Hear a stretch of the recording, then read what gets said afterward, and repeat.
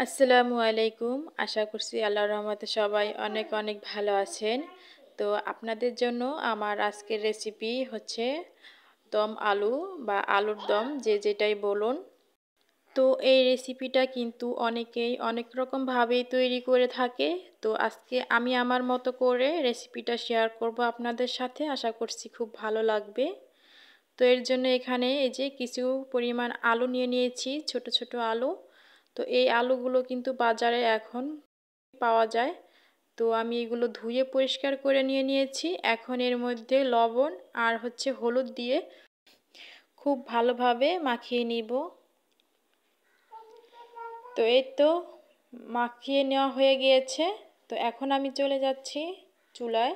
চুলায় একটা প্যান বসিয়ে দিয়ে এর মধ্যে পরিমাণ মতো তেল দিয়ে এখন আলুগুলো দিয়ে দিচ্ছি ভাজার জন্য।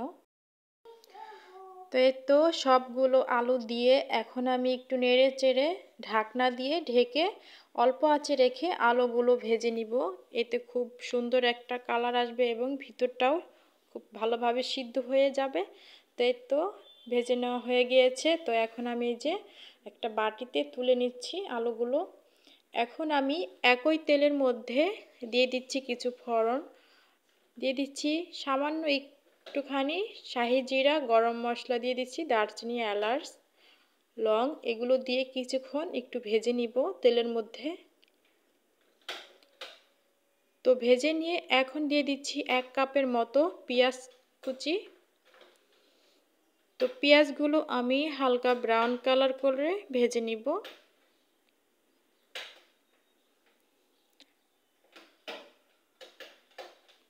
তো এই তো ভেজে নেওয়া হয়ে গিয়েছে। এখন আমি এই পর্যায়ে দিয়ে দিচ্ছি আদা রসুনের পেস্ট।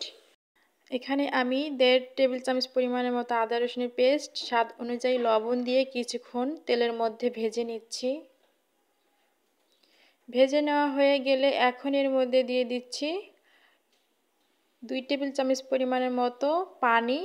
এখন দিয়ে দিচ্ছি গুঁড়ো মশলা, হলুদের গুঁড়ো, মরিচের গুঁড়ো, ধনিয়ার গুঁড়ো, জিরার গুঁড়ো পরিমাণ অনুযায়ী দিয়ে এখন খুব ভালোভাবে মশলাগুলো কষিয়ে নিব। তো এই তো কষিয়ে নেওয়া হয়ে গিয়েছে। এখন এই পর্যায়ে দিয়ে দিচ্ছি একটা টমেটো কিউট করে কেটে রাখা, দিয়ে এখন আবারও খুব ভালোভাবে মিশিয়ে নিয়ে কিছুক্ষণ কষিয়ে নিচ্ছি। তো এই তো এই পর্যায়ে কষানো হয়ে গিয়েছে। এখন ভেজে রাখা আলুগুলো দিয়ে দিচ্ছি। এখন আমি নেড়ে চেড়ে মিশিয়ে নিয়ে আবারও কিছুক্ষণ কষিয়ে নিব।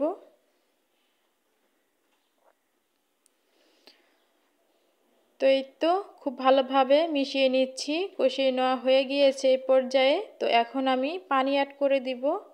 তো এখানে আমি 1 কাপের মতো পানি দিয়ে দিচ্ছি।